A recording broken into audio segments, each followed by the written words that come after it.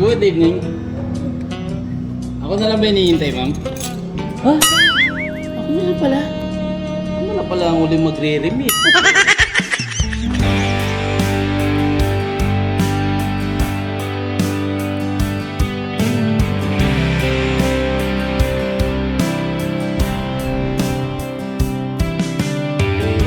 Madaling araw nga ng linggo.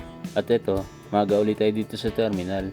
Kumuha muna ako ng panikit at dumiretso na din sa dispatching area para maglapag ng panikit at para malaman na rin kung pang ilan kami sa pila. Eto, at pangatlo lang kami sa pila. Tapos, umakit na rin ako sa unit namin at maya pa, pumila na rin kami. Yung angat nga namin, ilan lang ang amin naging sakay. Normal na nga ito sa aircon, lalo pagka linggo na madaling araw. Tapos, ilan na nga yung sakay namin. Meron pang ticket na nagkusan lumabas. Mabuti na lang, presyo ng local lang, 18 pesos. Pero dahil wala nga local na sumakay, matik, abonado tayo kaibigan. Wala din kami na-pick up ng mga pasahero sa daan. Yun pala, merong kaibigan na nasa harapan. Kahit pa pumaksur kami dito sa Marilao, hindi na rin nadagdagan. At mabilis lang din na naging biyahe namin paluwas. At pagdating namin dito sa Avenida, puno na kaagad yung terminal. Kahit na maaga pa lang. Kaya't pinababa ko lang yung mga pasahero at pinaikot ka ng isa yung unit namin. Para pag alis na nakapila, kami naman ang papalit para makapasok sa terminal. Tapos, nung nakapila na din kami, hindi ko pa din naramdam yung presensya ng mga mananakay. Napakadalang pa rin kasi ng mga dumarating. Kaya nga nang umangat na kami, kinailangan ko magtawag ng mga pasahero dito sa kanto ng recto dahil nga ilan lang din ang amin na isakay. Pero pagdating dito sa Ayala Malls, dito sa Balintawak, unti-unti kami nabuhayan. Dahil mayat maya ang dating ng mga pasahero dito at kumpulan pa sila. Ayan nga, bago dumating yung sundot namin galing Santa Cruz, malaking bagay pa din na may na-seating kahit na hindi tayo na-standing. Yun nga lang, banda dito sa Central Samuson, medyo na traffic dahil labasan ng mga nagsisimba. Medyo natagalan nga, kaya pati si Manong Tricycle, literal na napaatras na lang. Pero kami, hindi kami aatras. Lalo, pagdating namin sa FBR Terminal, nakapila kami kaagad. Eto, at paluwas na kami uli. At nanikit na nga ako na nagbabaka sakaling maraming matitikitan. Preparado pa naman sana ako. Pero hindi naging ganun yung expected ko. Tapos, na-traffic uli kami dito sa may Central Terminal, dito sa Muson. Malaking tulong din pala na na-traffic kami. Dahil kahit papano, nakaipon kami ng mga pasahero dito sa Baksulan, sa Marilao. Kaya napuno pa nga kami, paluwas. At pagdating nga uli dito sa Binida, nagbabalang uli kami ng mga pasahero. Ayun nga, marami kami na ibabang pasahero. Tapos, sa Ayala nga pala kami pipila ngayon. Kaya habang naghihintay ng makapila, midlip lang muna ako. Tapos pagbangon ko nga, sinubukan ko mag-stretching para game na uli. Pipila na kami. At dahil tanghali na nga, mabilis lang din kami napuno. Dahil pag ganitong mainit, sakain din talaga ang mga aircon. At sa wakas, hindi na kami na-traffic dito sa Central Terminal. Tapos pagdating uli namin dito sa FBR, kakaunti lang din ang bus ng mga nakapila. Kaya nigrab na namin ang opportunity na makapag round 6. Kaya bumalik pa kami kahit na alam namin na gagabihin na kami na pauwi. Ito nga, paluwas pa lang inabot na rin kami ng gabi. Dito pa lang kasi sa may bandang Karyapay, halos nagta-traffic na rin dahil marami ang namamasyal doon sa Esplanade. Buti pagdating namin dito sa Muson, nakakapagsakay pa din kami ng mga paluwas. Tapos na-stop uli kami ng Bagya dito sa Central. Nasakto kasi na nabungad kami ng mga labasan ng mga nagsisimba. Kaya pagdating uli namin ng Marilao, nakaipon uli kami ng mga pasaherong paluwas. Tapos nung na-monitor ko na mahaba pa ang pila ng bus dun sa Avenida, kaya nagpasya uli kami. Sa Ayala Malls na lang kami sa Balintawak, doon na lang kami pipila. At nagpababa nga lang kami ng mga pasahero at ito papunta na nga pala kami malapit sa may Ayala Malls para hintayin yung oras na makakapila kami. Medyo matagal nga naging pila dahil ilan na nga lang yung mga pauwing pasahero.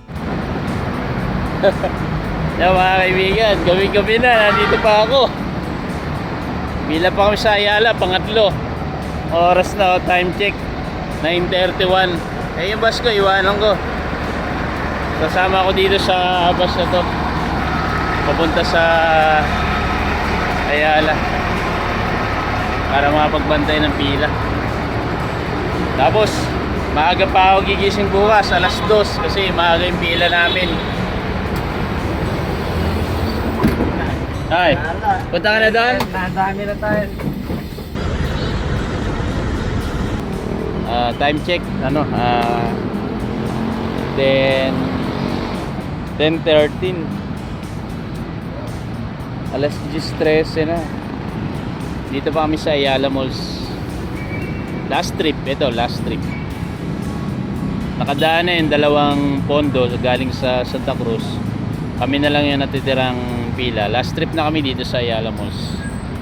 Yung mga uuwi, hintayin po namin kayo kahit mga hanggang alas 11. Kailangan namin magpa-seating kasi sayang nagpuyat na rin lang kami. Baka may mga pauwi pa ho dyan. Hintayin po namin hanggang alas 11. Ayun yung bus namin, blue bus. Ayun. Yan. Last trip yan.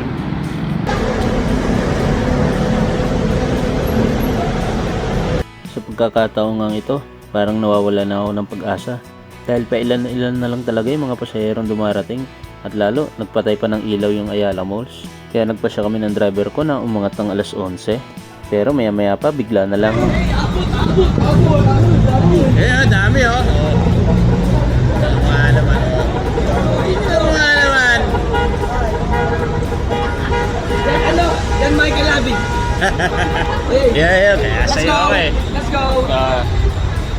Di ba? Kasi yun, may darating na marami. Sige. Shoutout nga pala sa mga kabataan na ito na nagbigay buhay sa huling biyahe namin. Grabe, napaka-solid nyo. Shoutout ko na din si John Robert Saberola, kay Mark Anthony Hernandez, Chard Nicolas, Jesseline S.J., PJ De Gracia, Jason M. Bangad, Arnel Hinahon, Quales Store, STG DMC Edits, STG Santrans Edits Official. Shoutout daw kay Kuya Juanito, sabi ni TJ Eden. Shoutout din sa mga taga DLTV Lemery Base. Shoutout sa inyo mga kaibigan, ingatan kayo sa biyahe. At shoutout sa isa nating kaibigan na si JC Ponce, ex-Santrans Conductor. Sige po, dito na tayo. Kuya, thank you so much. Salamat din. Sakay uli kayo bukas ha. Kundi dahil sa inyo, hindi tayo napuno. Time check, 11:48. Maya lang, alas 12 na. Tapos, kung alas 2 ako gigising, parang alanganin yung magiging tulog ko. Gagawin ko na lang, uwi ako sa bahay, pahinga lang ako, tapos maliligo na ako. Matutulog na lang ako mamaya pag sa biyahe, tapos habang naghihintay ng pila, doon na lang ako tutulog.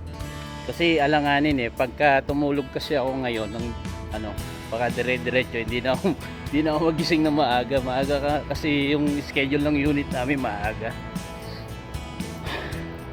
Ganun talaga, sakripisyo muna. Good evening. Ako na lang ba hinihintay, ma'am? Ha?